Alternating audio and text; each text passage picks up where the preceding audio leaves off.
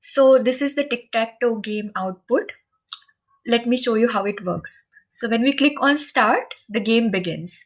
There is a 3 by 3 grid, and the first player, whoever begins, will begin with the circles, and then comes the crosses.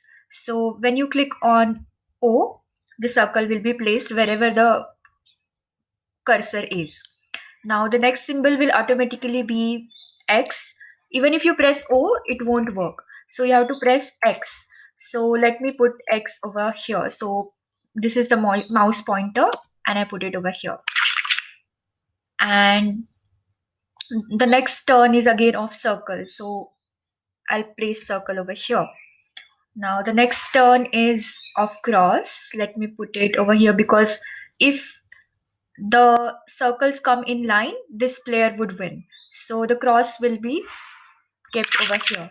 Now suppose if the cross comes over here, then you can make it draggable. So all these symbols are draggable, just in case. For example, now here, by mistake I placed the circle over here, then I should be able to drag it to its original position, wherever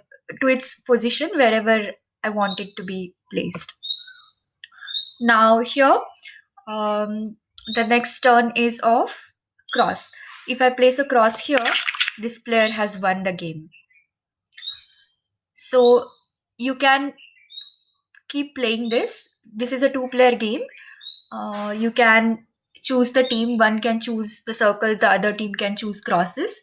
If you make the circles in either one diagonal row, like either this diagonal or this diagonal, you win. If you make circles in this particular row, you win. In this row, you win. So wherever you place 3 symbols of same kind in a row, that team wins, or that player wins. So this is the game. How it works? Let's see.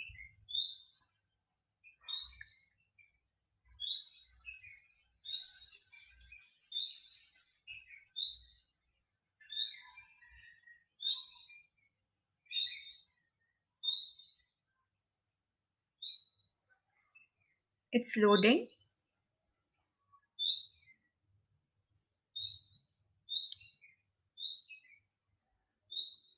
So this is the code. As you can see, there is a title screen, and one start button is created, and then the rest of the sprites are the crosses and the circles and the 3 by 3 grid.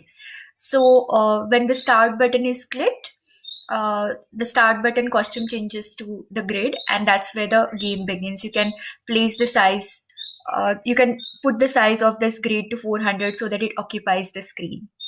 Now whenever the O key is pressed, we want the player to place the circle, and whenever X key is pressed, we want the player to place the cross circle. So these are the 2 keys that are being used to play the game. Now there is also an if condition which is used, because we want these circles and crosses to be placed alternatively. One player cannot place circle and the next player cannot place circle again. So they have to be alternate. So to make that possible, we have used an if condition. So if the number of circles and number of crosses are equal, one player can place its symbol. So we have begun with the circle. So this team would start, or this player would start. Whenever the number of circles and x's or crosses are equal, this player will make this sprite using O button, and then that is made draggable, because if it is misplaced or is overlapping on the grid, then you can place it to its appropriate position. Hence, the sprite is made draggable.